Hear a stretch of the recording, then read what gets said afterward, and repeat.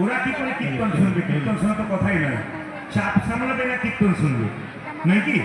আসুন সবাই মিলে হাত তুলে একসঙ্গে, একসঙ্গে হাত তুলুন। যার হাত আছে তিনি তুলবেন, যার নাই তার তোলার দরকার নাই। যার যার আছে তিনি তুলবেন, যার নাই তার তোলার দরকার নাই। কার কার আছে? প্রেমানন্দে মেতে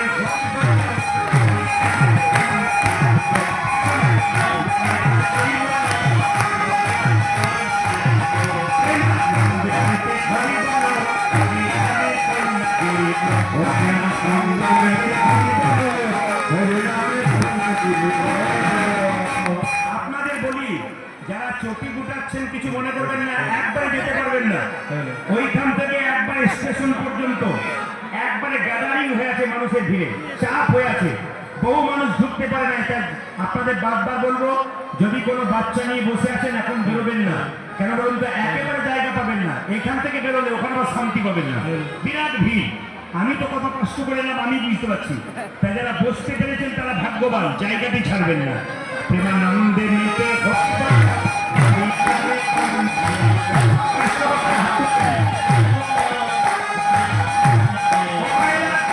হাতটা তুলবেন, একসঙ্গে টানি দেবেন।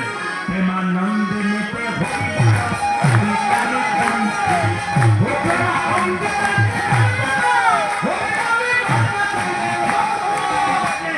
আমার বন্যা দেখিলা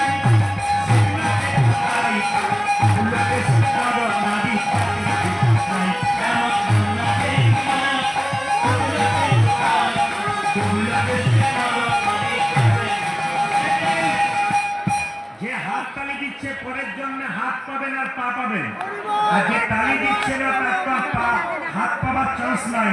দুটো হাত ছিল আর দুটো পা ছিল, পরের জন্য দুটো পা যোগ হয়ে যাবে, চারটে পা হলে যা হয় আর কি। বলার দরকার নাই, হাত তুলে প্রেমানন্দে নিতে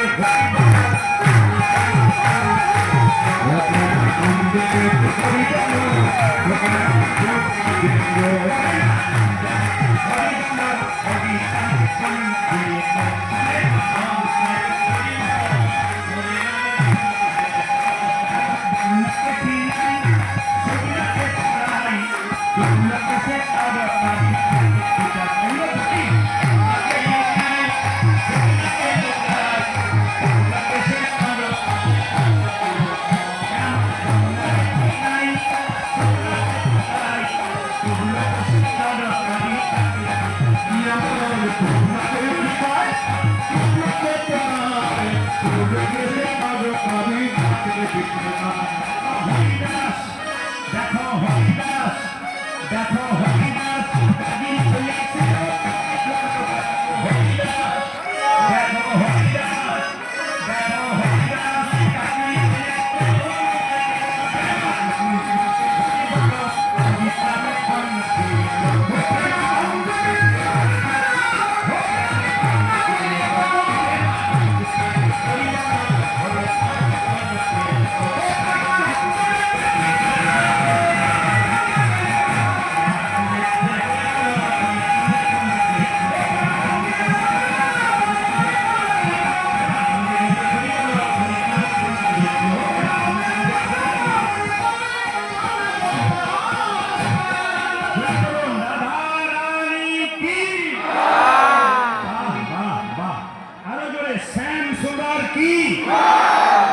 বসবেন। কারা কারা দীক্ষা নিয়েছেন হাত তুলবেন। দীক্ষা এতজন নিয়েছেন? আচ্ছা হাত তুলবেন। না না, আচ্ছা মায়েরা বাবারা যারা দীক্ষা নিয়েছেন তারা একটু বলবেন তো, আমরা সবাই কৃষ্ণ মন্ত্রে দীক্ষিত হয়েছি। যারা বৈষ্ণব আছেন, ভক্ত আছেন, তারা কৃষ্ণ মন্ত্রে সবাই দীক্ষিত হয়েছেন। আমার একটা জানার জিজ্ঞাসা ছিল, কৃষ্ণ কোন মন্ত্রে দীক্ষিত হয়েছিল? আমরা সবাই কৃষ্ণ মন্ত্রে দীক্ষিত হয়েছি। একজন হাত তুলে বলুন তো যে কৃষ্ণ কোন মন্ত্রে দীক্ষিত হয়েছে? আপনারা কারা কারা জানতে চান হাত তুলুন, আমি জানিয়ে দেব। কারা কারা জানতে চান? এতজন জানতে চান?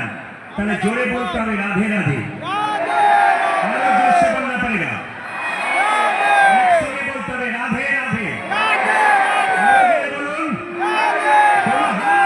বলুন, শুনে নিন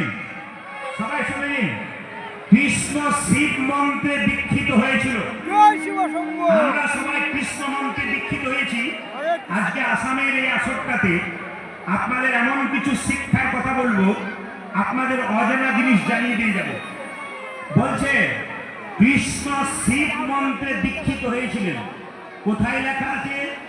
শিব তন্ত্র সার বলে একটা বইয়ে লেখা আছে, কৃষ্ণ শিব মন্ত্রে দীক্ষিত হয়েছেন। আচ্ছা এবার বলি, মায়েরা যারা দীক্ষা নিয়েছেন বলে হাত তুললেন, দীক্ষা নেওয়া মানে কি? স্নান করে গোবিন্দের চরণে তুলসী পত্র একটু বাতাসা দেওয়ার পর নিজে সেবা করবেন, তবে দীক্ষা নেওয়া সার্থক, নইলে দীক্ষা নেওয়া গোটাটাই বিফল হয়ে যায়। কি বললাম বুঝতে পেরেছেন তো? আরেকবার বলে যায়, যে যে দীক্ষা নিয়েছেন ভগবানকে দিয়ে তারপর খেতে হয়। আর একটা কথা আপনাদের বলে যায়, এতজন দাঁড়িয়ে আছেন, মোবাইলে রেকর্ডিং